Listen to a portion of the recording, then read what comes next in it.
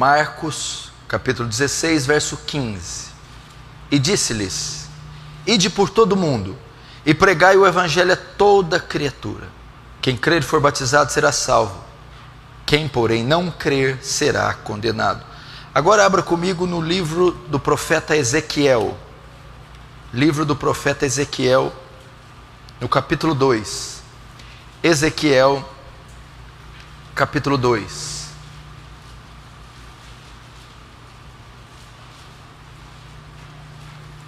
Livro do profeta Ezequiel, no capítulo de número 2.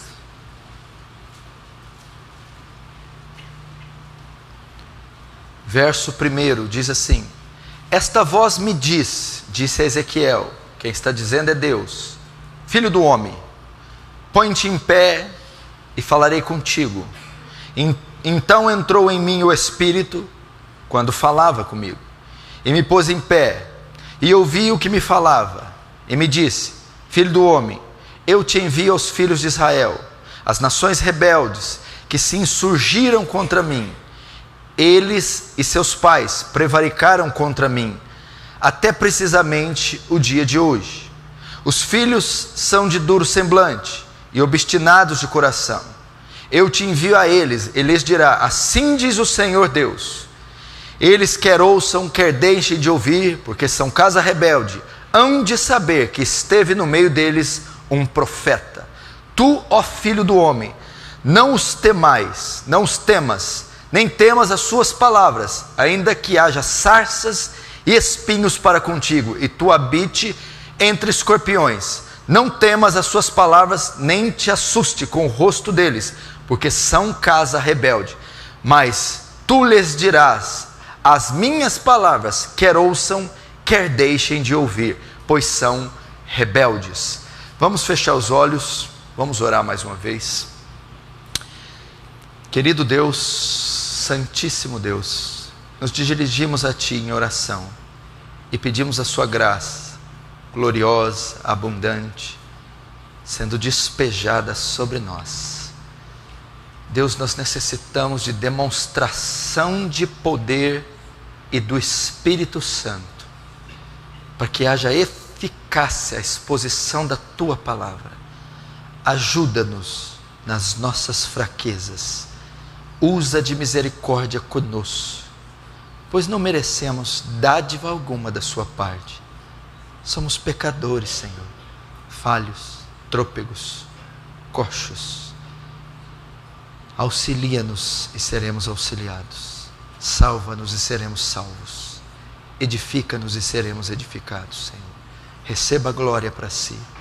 Faz teu reino avançar. E mais uma vez eu te peço, através do sermão, conforma-nos à imagem do seu Filho, em o nome de Jesus, amém. Presta atenção, 2015 já passou muito rápido o ano de 2015, e se você tiver boa memória, você vai se lembrar do que foi pregado nesse púlpito durante o ano de 2015.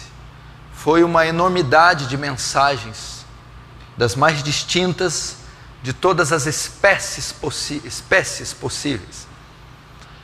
Mas é notório dizer que a mensagem que mais foi pregada foi a mensagem que diz respeito à nossa condição. Foram mensagens apocalípticas, proféticas, a respeito do retorno de Jesus, da segunda vinda, da volta do Senhor. E essas mensagens tinham como propósito, como viés, nos preparar. Mensagens de alerta para a igreja, para o povo de Deus. Mensagens de conserto, de exortação, de advertência, de correção, chamando o povo de Deus para o arrependimento, para uma vida mais plena com o Senhor. E eram mensagens proféticas acerca do que estava por vir. A volta de Jesus, a ira de Deus, o Apocalipse, a consumação dos séculos, e sabendo que o fim se aproxima, que Jesus retornaria e retornará, a mensagem é para que a igreja se preparasse, para que nós cuidássemos de nós, preocupássemos com nossas vidas, nossas famílias, nossas almas.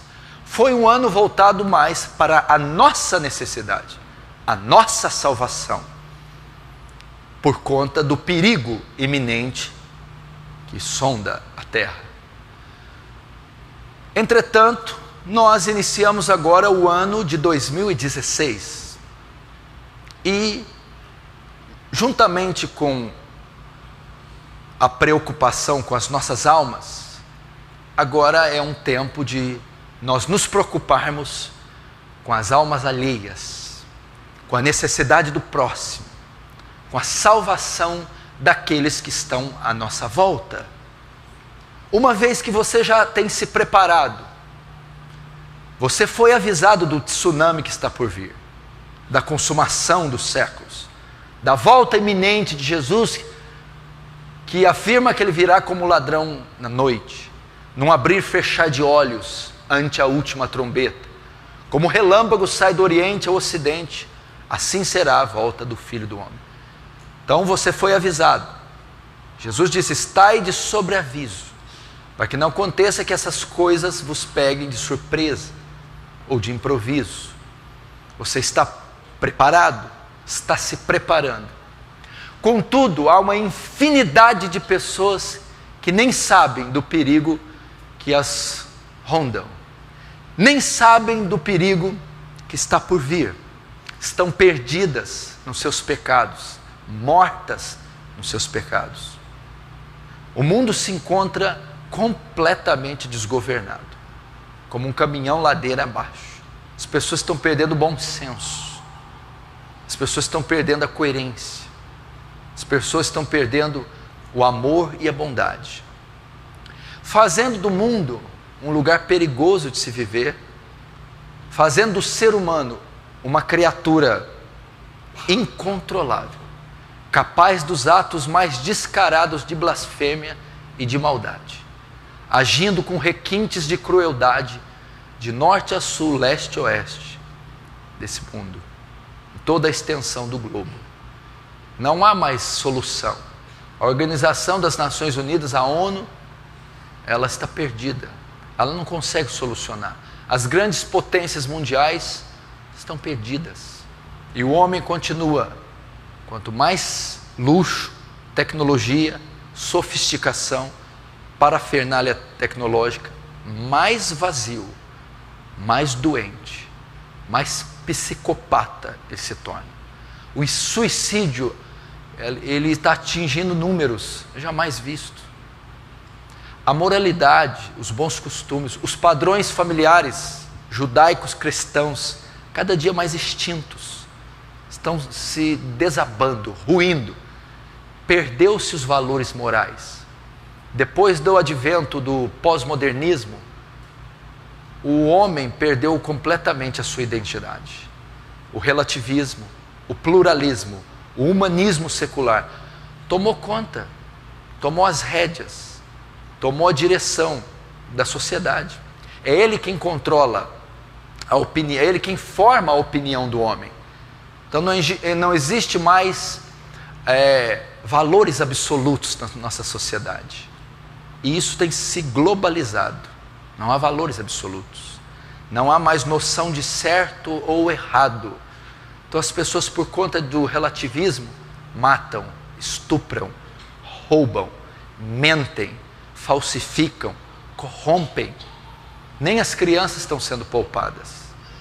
Até as crianças estão sendo vítimas desse sistema. E é um sistema que tem tirado Deus do seu trono. A lei de Deus tem sido esquecida para viver conforme seu próprio desejo. E diante de tudo isso, você vê a condição do mundo. É um mundo doente. É um mundo carente. É um mundo que está completamente perdido. Mas o que me assusta é que a perdição do mundo não se encontra só na área social, só na área cultural, só na área familiar, na área civil, o qual está completamente comprometido. Eu vejo ainda uma situação muito pior.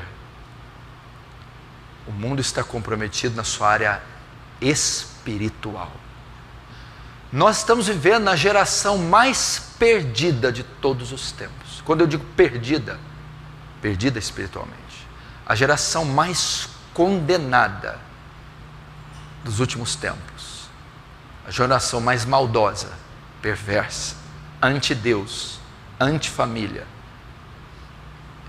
em que já vimos, é a nossa geração.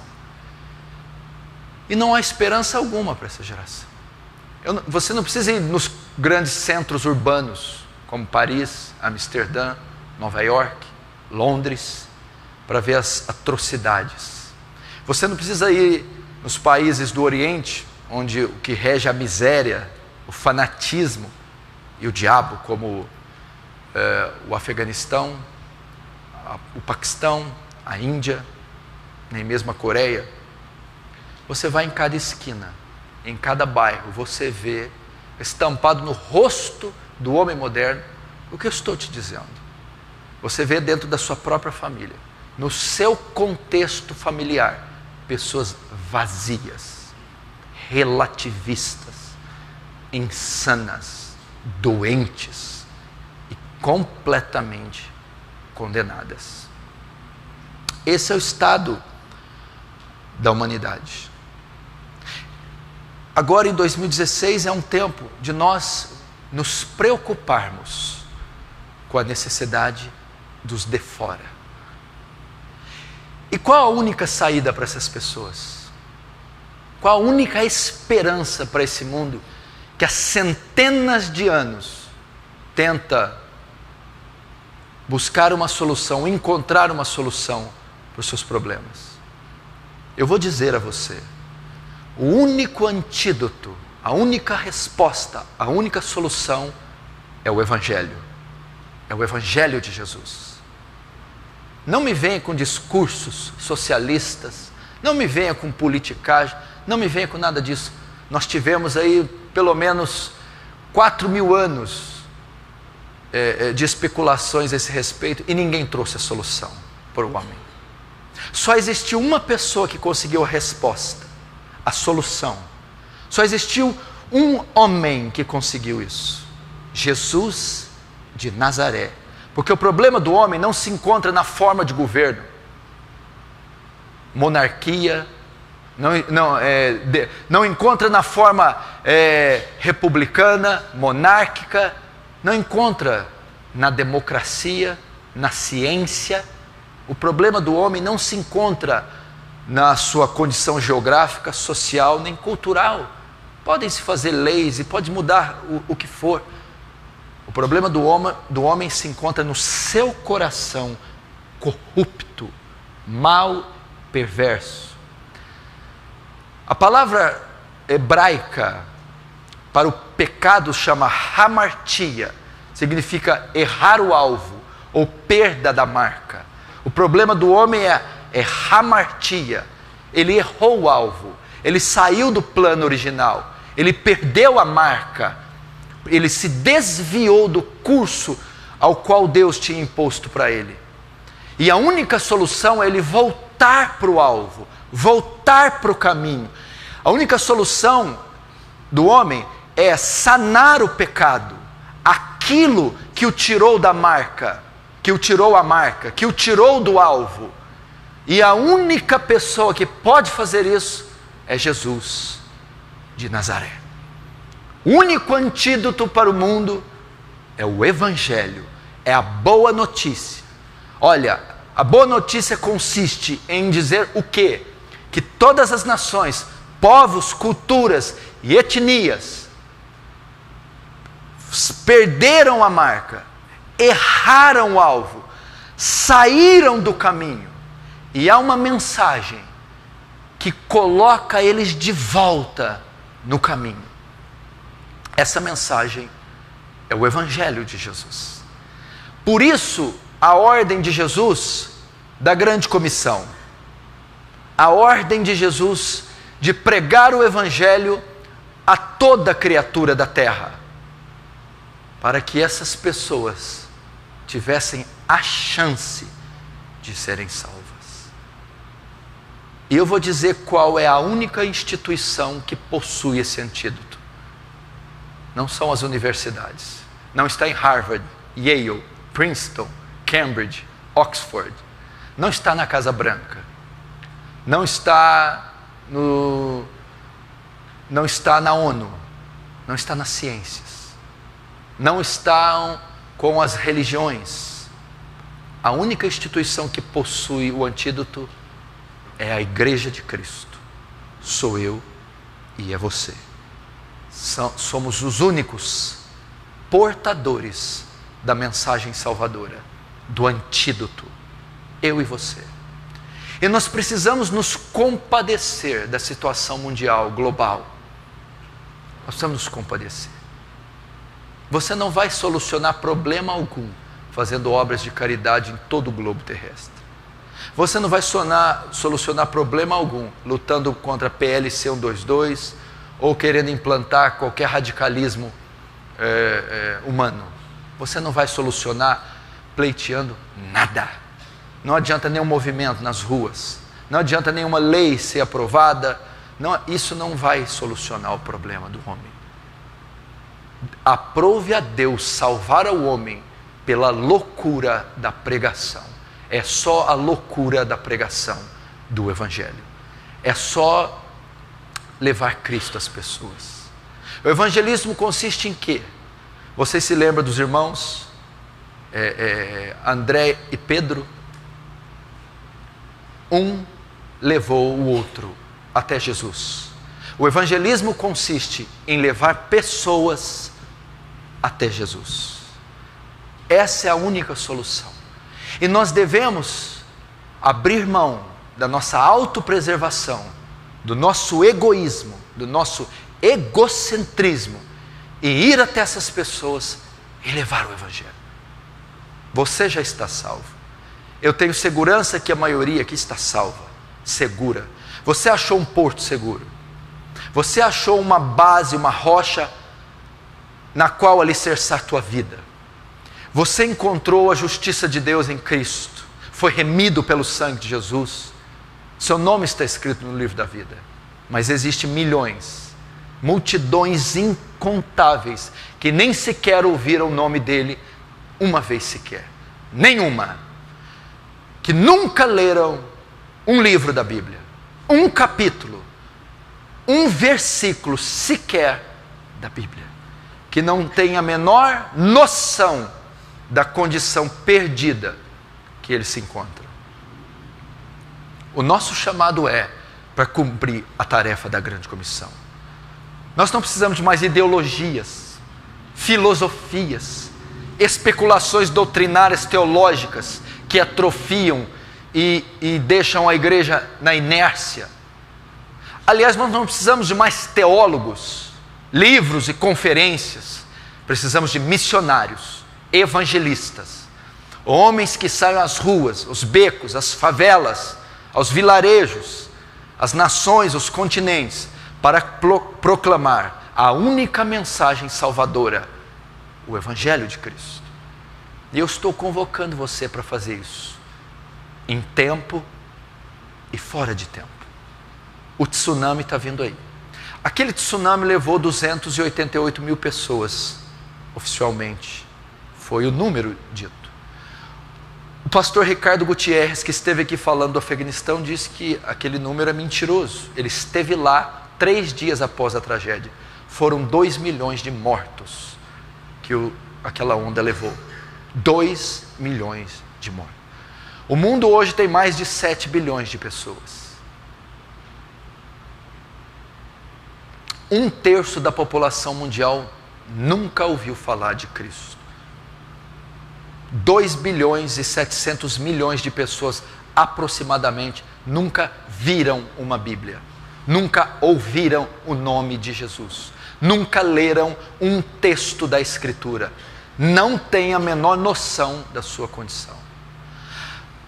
Porém, a onda que está vindo aí, ela tem proporções tão gigantes, tão intensas, que ela está vindo para devastar os mais de 7 bilhões de pessoas do mundo. É a onda da ira de Deus, é o julgamento, é a volta de Jesus, e nenhuma alma irá escapar. Quanto tempo você acha que nós temos? Você tem quanto tempo de crente? Vamos fazer aqui números. Você vai responder para você. Quanto tempo de crente você tem? X. Nesse tempo que você tem, quantas pessoas você levou para Jesus? Você vai responder, talvez nenhuma, talvez algumas. Então, nesse tempo todo que você teve, 2 anos, 4, 5, 10 ou 20, você demorou 5, 10, 15 para levar o número que você levou. Você viu quanto é difícil levar uma alma para Jesus. Quanto tempo você gastou orando, intercedendo, chamando, chorando. E quanto tempo você acha que nós ainda temos até que Ele volte, até que você morra, até que o século se consuma? Temos muito pouco tempo. Por que temos muito pouco tempo? Para a quantidade de pessoas perdidas.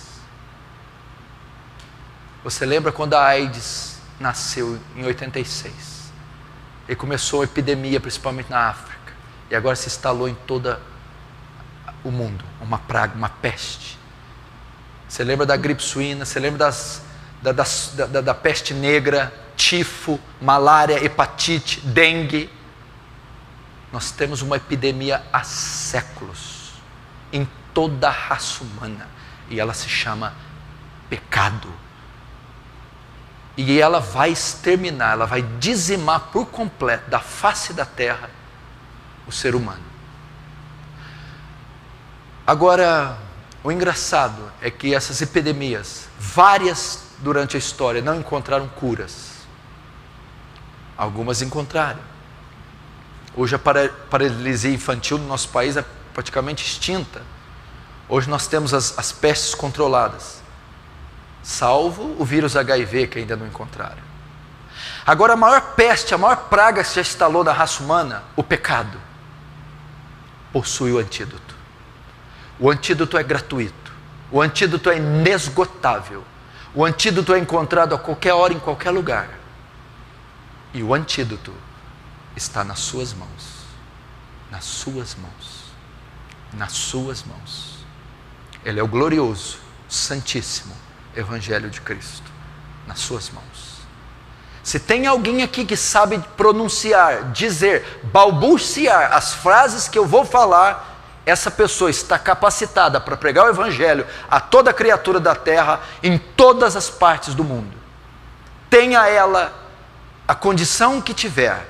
Se tem alguém que é capaz de dizer, Jesus Cristo, o Filho de Deus, morreu na cruz e ressuscitou ao terceiro dia para salvar você dos seus pecados, essa pessoa tem um antídoto. Se você sabe pronunciar isso, você tem um antídoto. Você tem um antídoto. Você tem um antídoto. E nós precisamos levar o antídoto. Nós somos uma geração mimada, eu não canso de dizer isso. Nós temos luxo, conforto.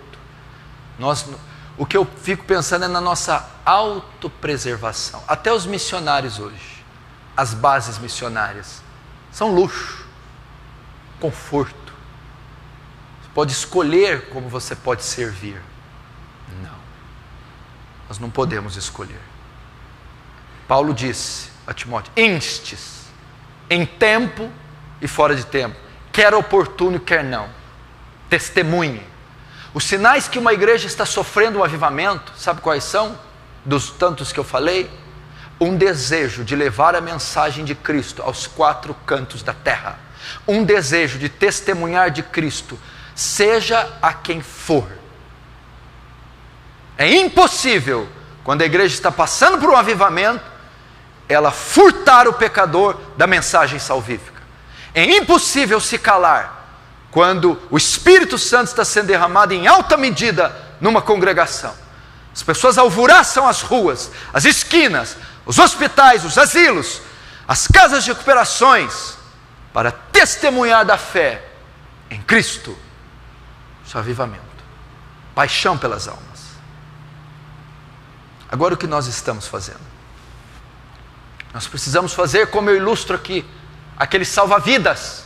A guarda costeira passa a ele uma informação que a 2 horas daquela praia, daquela região, tem uma onda de 200 metros de altura.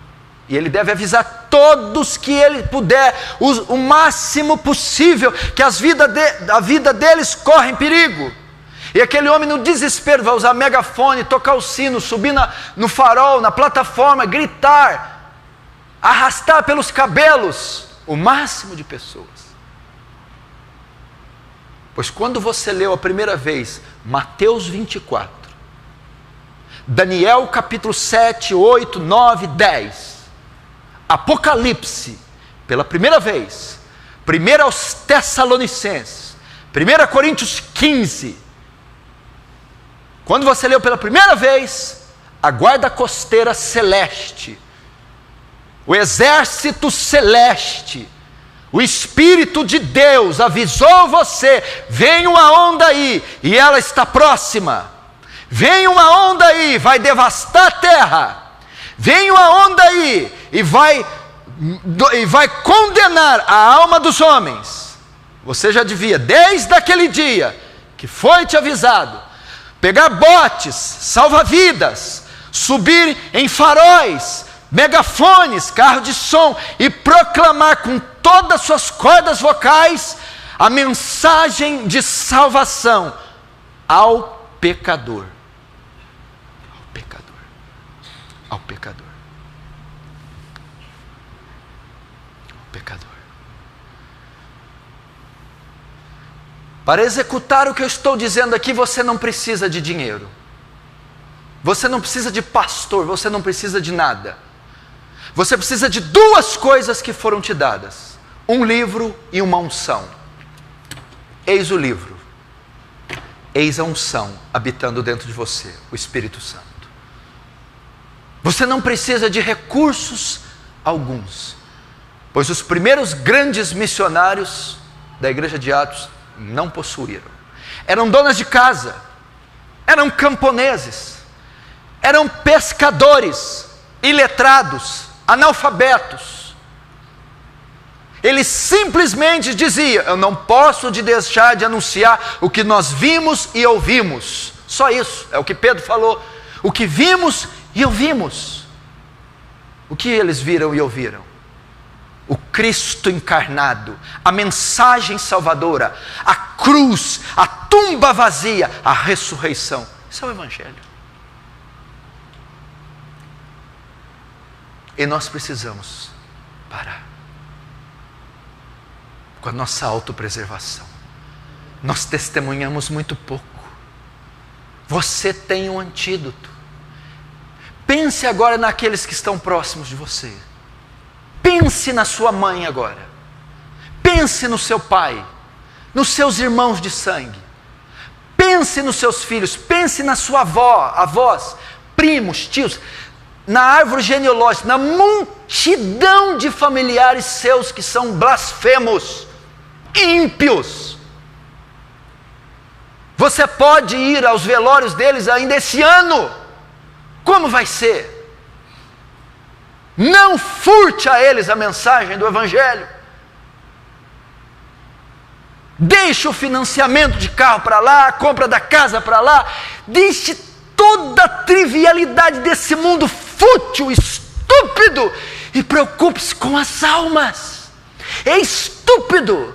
Estava hoje na minha cama, à tarde, meditando na estupidez da minha vida.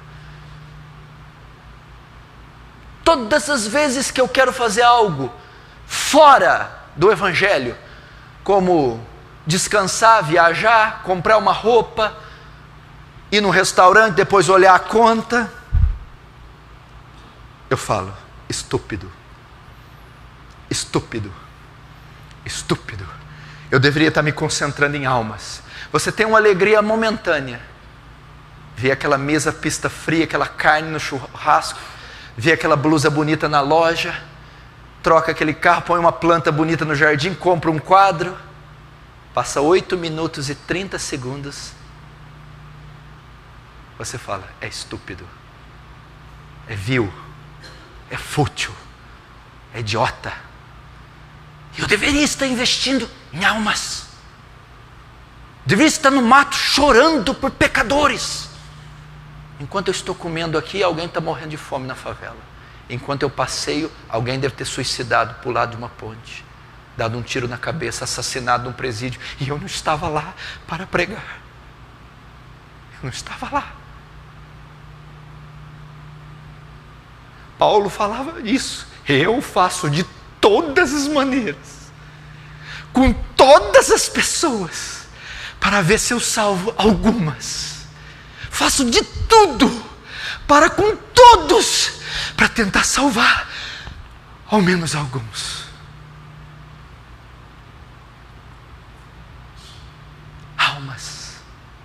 Almas. 2016, 2015, pode dizer, foi o ano da esterilidade. Ninguém veio a Cristo. Foi o ano da preocupação pessoal.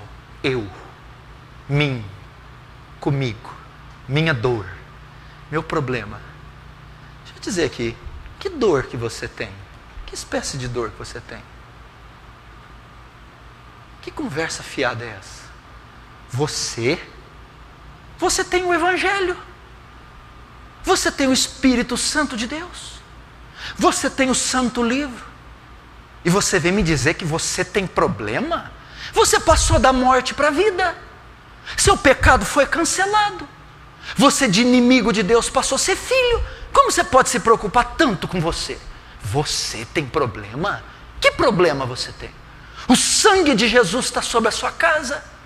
Os anjos do Senhor estão acampados ao seu redor. A sua oração é respondida. Problema? Não. A Arábia Saudita está com problema. O Paquistão está com problema. O Afeganistão. A França está com problema. A Índia está com problema. A Rússia. Seu patrão está com problema. Sua tia, seu filho, seu pai. Você não tem problema nenhum. O seu problema foi resolvido lá na cruz. A sua escrita de dívida foi cravada lá e está pago, tetelestai, está consumado. Você não tem problema algum. Você tem capricho. É o que você tem. Capricho. Capricho. É ter uma vidinha melhor ou pior. É só isso. A questão não é a vida melhor ou pior. A questão é a eternidade no lago de fogo ou nos céus. E você, por conta do capricho, está deixando essas almas ir para o inferno. Mal resolvido. O que nós estamos fazendo? Uma das maiores características de uma igreja bíblica é que se essa igreja é missionária ou não. É uma igreja evangelística. Eu nunca conheci uma igreja com essa qualidade. Nunca conheci uma igreja com essa qualidade. Louvores, a disciplina, a doutrina. Mas há 12 anos atrás, nas igrejolinhas que eu congregava, fraquinhas, não existia um sábado que terminava o culto, as pessoas não iam às ruas evangelizar. Culto de sábado. Lá na Avenida Presidente Vargas, ia do supermercado de São Paulo até o cruzamento com a Brasil, ia na Brasil até a altura da Minas Gerais, onde está a Igreja Presbiteriana Filadélfia, evangelizando quem é que estivesse no caminho. Nós encontrávamos bêbados, prostitutas, drogados, católicos, testemunhas de Jeová. Eu tinha uma Bíblia, linguagem de hoje, com a foto escrita: o mais importante é o amor. Era distribuída para os novos convertidos. E um pai com um filhinho no pescoço, eu me lembro como se fosse hoje. Quem disse que eu sabia o que era soteriologia, escatologia?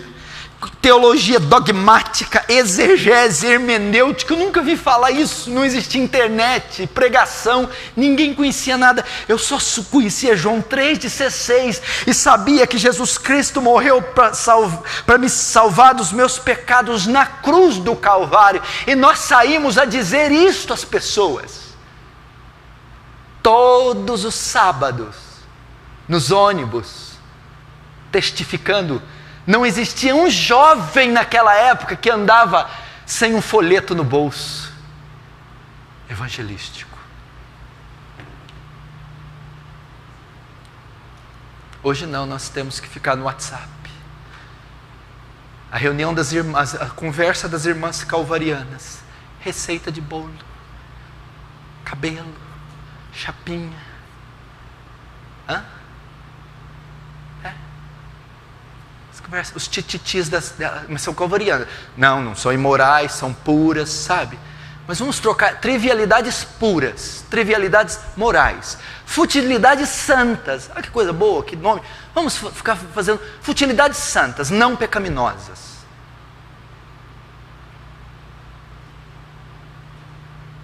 Conheço uma mulher, para vocês mulheres, ela não tinha esse dente aqui.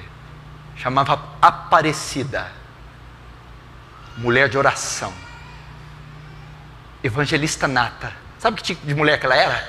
Que saía evangelizando nas ruas, pegava mendigo e bêbado dentro de bar para o cabelo, botava dentro da casa dela, dava banho, cortava o cabelo, trocava a roupa e pregava o evangelho.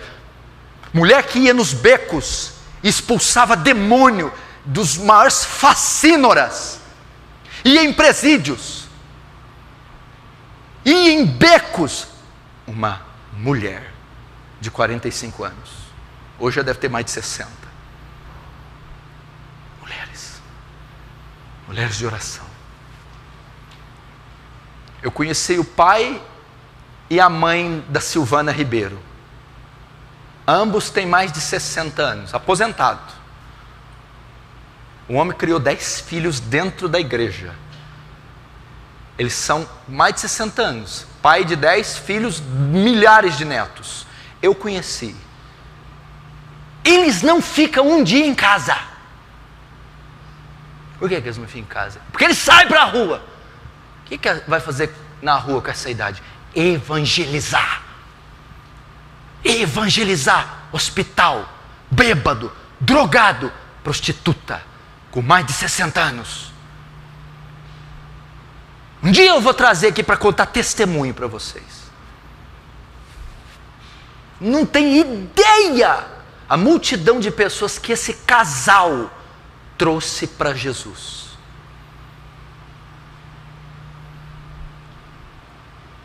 É a única solução que o mundo tem.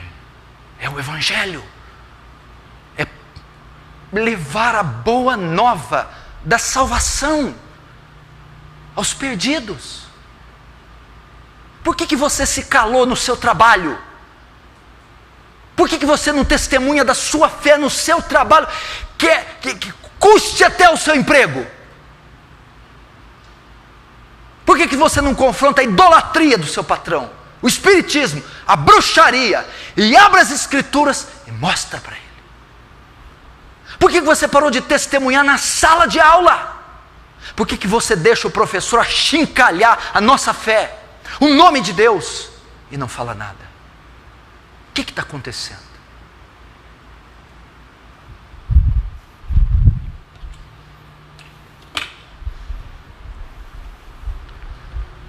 O que está acontecendo?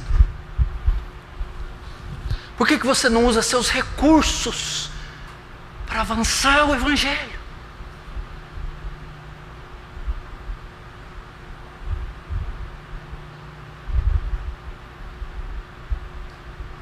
Eu não consigo entender como é que alguém estuda na universidade 5 anos e não traz ninguém para a igreja.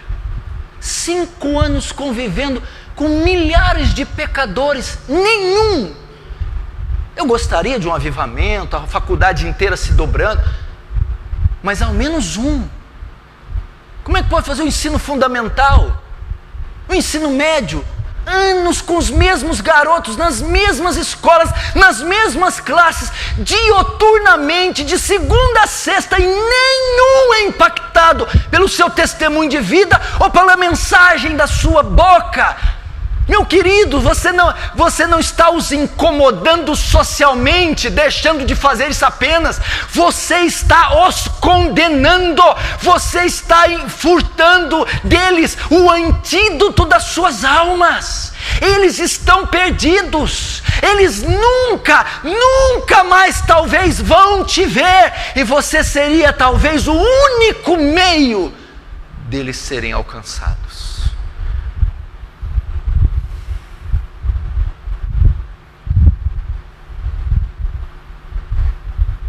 O Evangelho.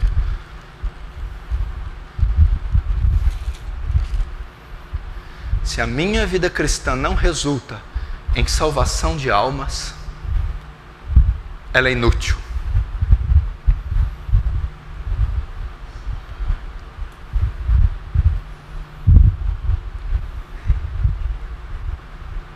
E há de ser que todo aquele que invocar o nome do Senhor será salvo. Esse versículo vai estar estampado na porta do tribunal do julgamento de Cristo. E há de ser que todo aquele que invocar será salvo. A África olhará para aquilo, a América, as etnias, os povos olharão como era simples. Era só invocá-lo. Era só invocar todo aquele, em todo lugar, de todas as formas, entre todos os povos que o invocasse, simplesmente seria salvos. Mas por que esse texto vai estar lá? Porque como invocarão em quem não creram? Nós não invocamos, porque nós não cremos. E por que vocês não creram? Como crerão de quem não ouviram? Nós não invocamos porque nós não ouviramos. E por que vocês não ouviram? E como ouvirão se não há quem pregue? Foi porque ninguém pregou para nós. Então nós não ouvimos. Então nós não cremos, então nós não invocamos.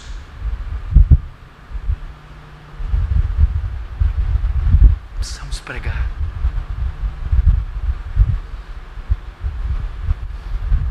Precisamos pregar. Precisamos gastar tempo com pecadores. Eu falei ali para os pastores, para o pastor Danilo, para o pastor Ivan que está conosco de São Paulo.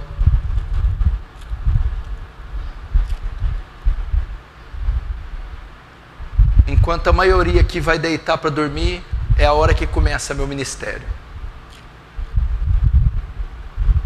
Você vai deitar às 10 eu estou saindo de casa. A maioria das vezes eu durmo 2 horas da manhã. Fazendo o quê? Pregando o Evangelho, fazendo visitas, indo em tempo e fora de tempo, testificando, edificando, ensinando, orando, amando. E sabe qual que é a minha oração? A oração desse pastor aqui? Sabe qual que é? Eu vou dizer qual é. Deus, faz a minha vida ser intensa, porque eu acredito que ela não é. Eu quero ser um homem intenso. Quero ter uma vida intensa, gasta para o teu reino. Me leva as almas, presídios, hospitais, drogados, púlpitos, onde houver uma alma necessitada, me faz intenso. E daí meu corpo, e daí os ossos, nervos, carnes, isso aqui vai se corromper, vai se degradar. Ainda que o nosso homem exterior se corrompa, o nosso homem interior se renova dia a dia.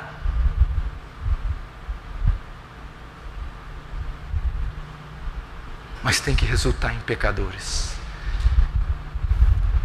em salvação de pecadores. Meu irmão, Você está debaixo da tarefa da grande comissão. Eu vou dizer a você mais uma vez esse texto.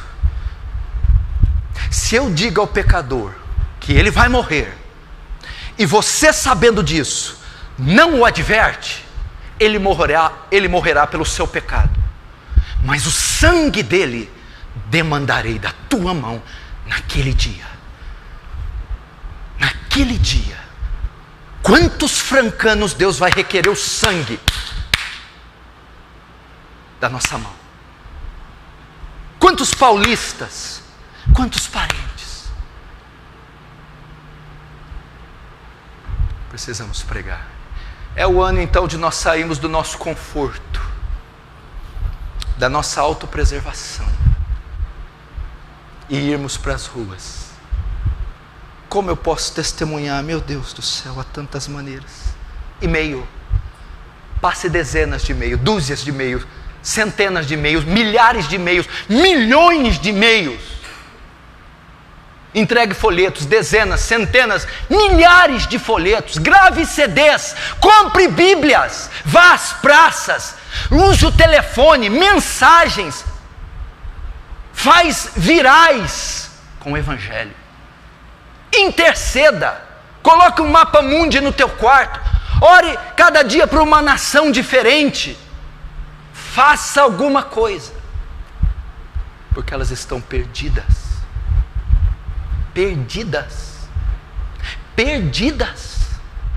e só você tem a salvação.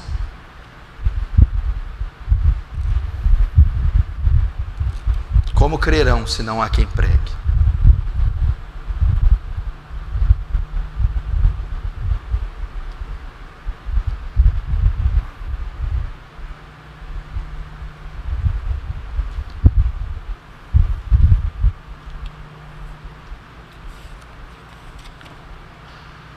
O próprio texto que eu ia pregar de Ezequiel fala uma coisa essencial, e é a única coisa que eu vou falar para você pedir, a única. Capítulo 2 diz: Filho do homem, põe-te em pé, que eu falarei contigo. Então o Espírito do Senhor entrou em mim e me colocou de pé. Presta atenção, aqui está registrando a chamada de Ezequiel.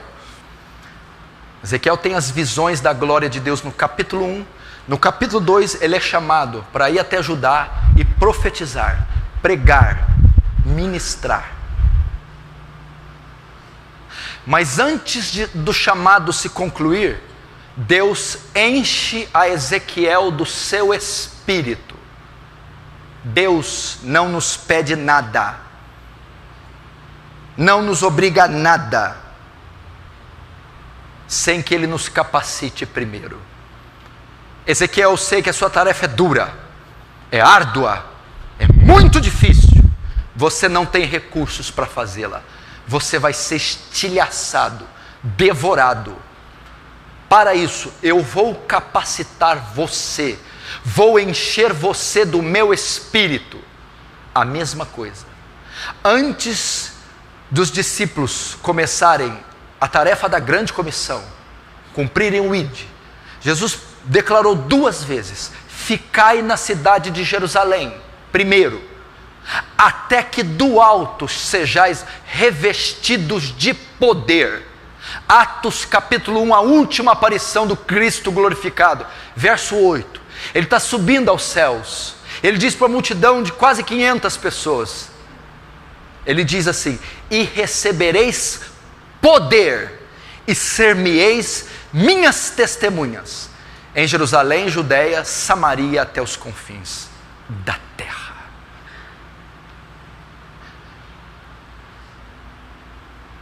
Você precisa do poder do Espírito Santo. É por essa razão que nós não temos interesse nenhum na perdição dos outros. É por essa razão que nós não temos paixão pelas almas.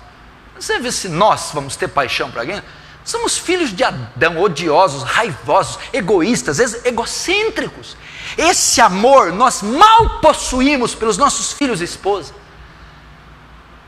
ter esse amor por facínoras, assassinos, seres truculentos. Só Deus tem esse amor.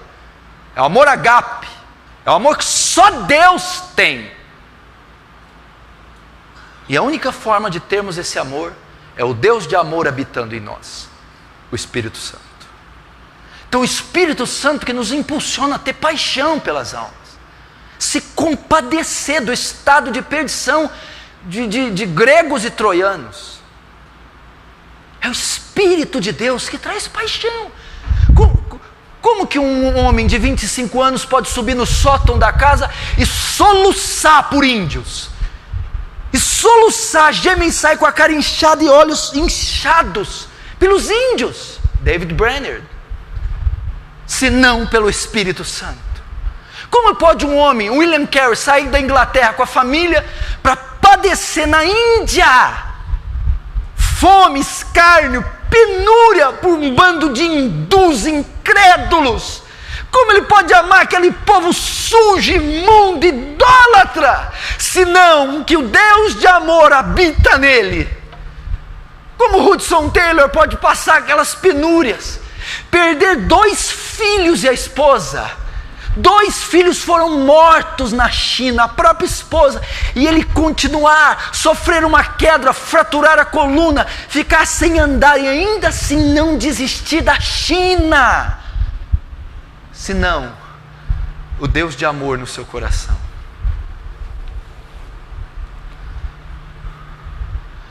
O que pode Paulo levar a dizer: eu preferia ir para o inferno e ver os judeus salvos?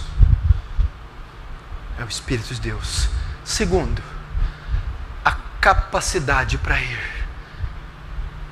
Talvez eu estou acabando de pregar e você está sentado aí, está mais desanimado ainda. Eu vou para minha casa. Eu não. Eu não vou escrever nada não.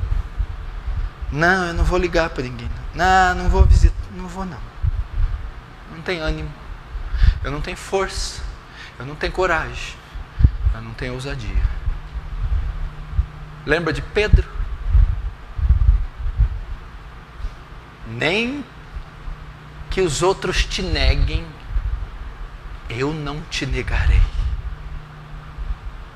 Chegou a hora de Pedro testemunhar. Você é um deles. Eu não conheço esse homem. Pedro não tinha coragem de testemunhar. Eu vi você com ele. Eu não sei quem é esse homem. Pedro não tinha ânimo. Não tinha força.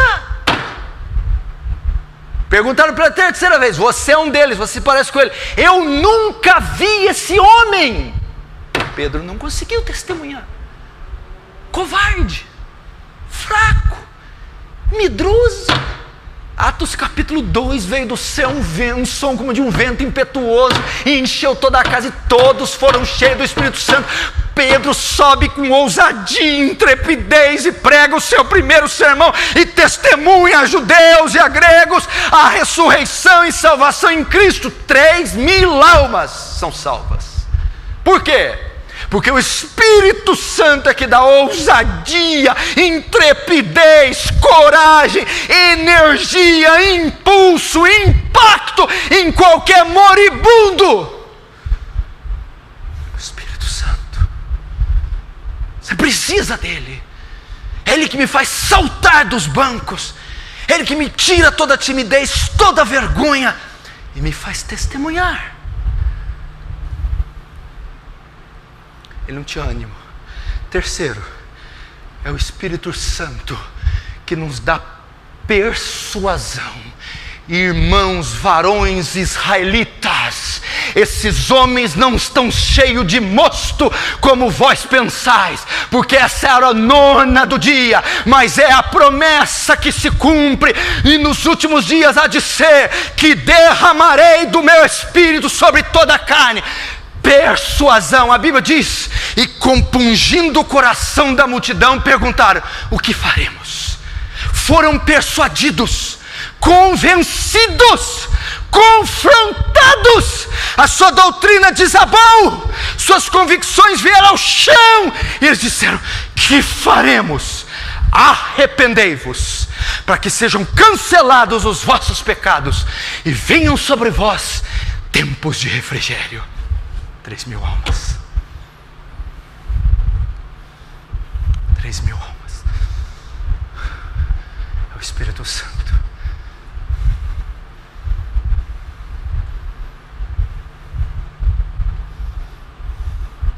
É o Espírito Santo.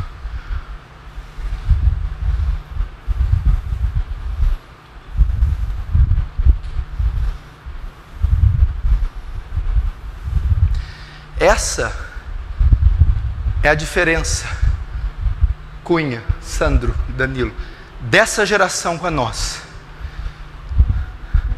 Essa geração tem farinha, mas não tem azeite. A nossa geração era destituída de farinha, mas como tinha azeite, poder. A maioria que desconhece o que é a palavra poder, que é a palavra dunamis. Só conhece ali o grego, o hebraico, mas não conhece, não experimentou dunamis. Não experimentou. Porque o dia que um jovem experimentar dunamis nessa igreja, qualquer um vai saber. Mas por que você sabe que nenhum jovem experimentou dunamis? E quando experimentar, todo mundo vai saber. Porque teve um jovem que em Atos experimentou dunamis, e toda a terra soube que ele estava cheio de dunamis. Seu nome, Estevão. Maravilhas, sinais, prodígios, pregação. Um jovem cheio de poder virou sua geração de cabeça para baixo. Eu não me lembro dele ter feito faculdade, nem participado de uma escola rabínica, nem feito doutorado em teologia. Era um diácono dos 7 separados que teve uma experiência em Atos 2. Ninguém podia resistir à sabedoria e o poder com que Estevão falava.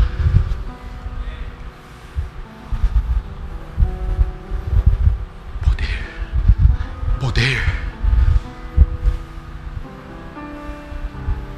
para testificar. Mas presta atenção, eu não vou pregar porque eu vou pregar.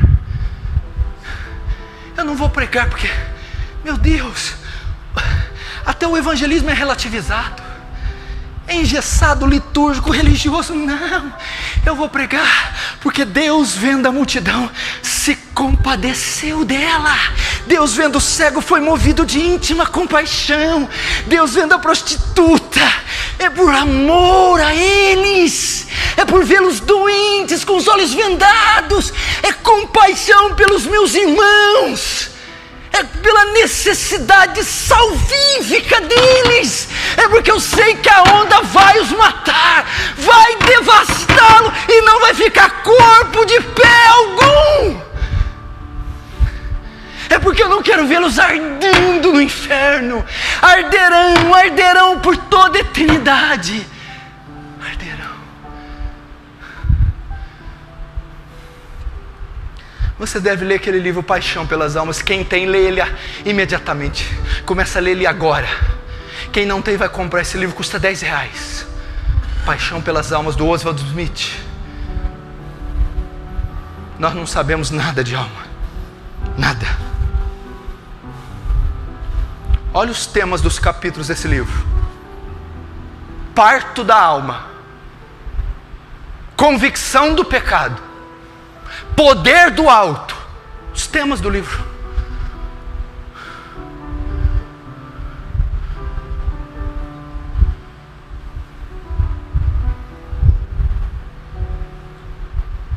Prega. Vai na praça de alimentação, no shopping, prega. Você um dia já não ficou naquela praça e ficou com a menina em pecados? Agora, para compensar, vai lá no meio e prega o evangelho. Prega o evangelho. Vai no terminal, prega. Entra dentro de um ônibus lotado, a maior distância que ele percorrer, prega. Pega o telefone, consome os créditos, prega. Pega o WhatsApp, não é por internet, manda pregações, textos, versículos, escreve um tratado evangelístico e passa para milhares de pessoas. Prega.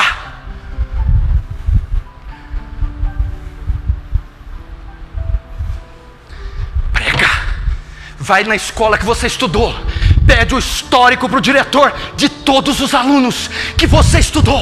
Pega o histórico, o telefone, o endereço, liga para cada um, visita cada um, dê um CD para cada um, pregue. Vai na faculdade, visite isso. Eu vou te falar uma coisa, eles estão lá esperando você. Eles estão lá sentados agora, na frente de um televisor, só esperando você pregar. Estão esperando você pregar. Prega. Não espere o velório deles, porque a Bíblia diz que todos comparecerão no tribunal. Nós estaremos lá. Os salvos serão julgados, mas não serão condenados. Você já imaginou? Você assistiu o julgamento da classe que você estudou inteira, a quinta A inteira condenada, a sexta B, a sétima, o primeiro colegial inteiro, a turma do direito inteira, aquela vizinhança inteira, aqueles tios inteiros. O que eu fiz? Não fiz nada. Eu não fiz nada. Não fiz nada. Nós não fizemos nada. Que geração horrorosa, nossa. Quando eu leio aqueles livros, Heróis da Fé, quando eu vejo John Wesley, Brainerd, Hudson Taylor, Adoniran Judson, David Livingstone, que vergonha. Charles Studi, que vergonha. Que lista? Quem disse que alguém aqui tem lista? Temos lista de compra, lista de desejos, temos lista de amigos no Facebook, mas não temos lista. Que lista de pecadores? O que você está falando para nós? Isso não existe. Eu estou mal cuidando da minha própria vida. Meu Deus, que vergonha, que vergonha, que vergonha. É uma vergonha. Eu não consigo me desvencilhar dessa vergonha, dessa geração. Eu não consigo. Ela é muito fútil, ela é muito idiota. Eu não consigo. É uma vergonha. Nós vamos assistir multidões. Você lembra, você estuda, vê vídeos da Segunda Guerra Mundial, as valas, o holocausto das valas. Hitler jogava multidões nas valas de judeu e fuzilavam. Nós vamos ver multidões de pecadores, Deus com seu braço varrendo como um rodo, multidões. Vamos ver mães, amigos, tios lá, e nós não fizemos nada. Você viu o filme A Lista de Schindler? No final aquele homem tira o anel, disse: esse anel, porque eu fiquei com ele valeria 2 almas, pelo menos uma ele valeria. Esse carro, porque fiquei com esse carro, valeria 10. Eu podia ter salvado 10. Eu não salvei. Eu poderia ter pregado, mas eu preferi gastar centenas de reais com pizzaria, com shopping. Eu poderia ter ido para o vale, mas fui dormir por causa da preguiça. Eu poderia ter feito tanta coisa. Eu poderia ter acertado o dia que aquele pastor veio aqui pedindo para tirar passaporte. Eu podia ter ido com ele. Eu podia ter ido e ter tido uma morte digna na trincheira pregando. Mas eu preferi o meu conforto. Ai, meu Deus do céu.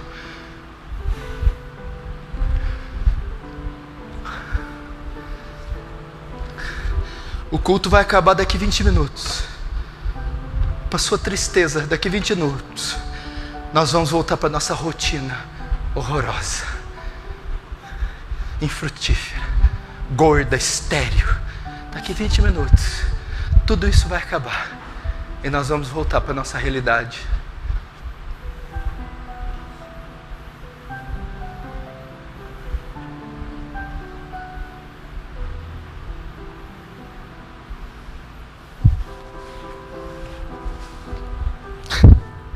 As almas, elas estão morrendo, as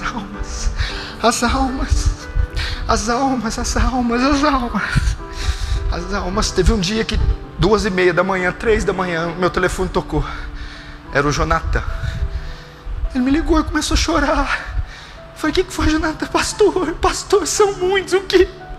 Eu fiz uma lista de pecadores. Pastor, são muitas, é gente demais. Eu não vou conseguir, pastor. 3 horas se revolvendo na cama. As almas são muitas. Eu fui notando familiares, amigos, parentes, vizinhos. São muitas. Eu não vou conseguir, são muitas.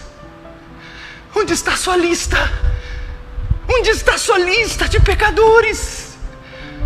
Onde estão as almas? Você não tem nenhum problema, esqueça, você não tem nada, é mentira do diabo, é psicológico, você não tem nada, você não tem problema algum, você mora num país livre, você tem conforto, luxo, riqueza, você tem Cristo, você não tem nada. Preocupe-se com quem não tem. Esqueça, vamos lá, esqueça, faça a sua lista. Chore em cima dela, faça ela desintegrar de lágrimas, se derreter, se desfazer de lágrimas. Chore sobre ela. Diga: me dê as almas. Oh, meu irmão, o Conde Zerdorf pediu as almas na Alemanha. Oh, John Knox diz: dá minhas almas da Escócia, senão eu morro. David Brainerd diz: sem almas eu não posso viver. Faça como Raquel: dá-me filhos, senão eu morro.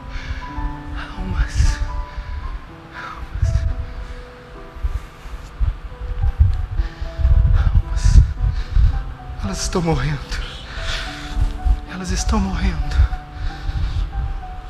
Elas estão morrendo. Elas estão morrendo. O que a gente pode fazer?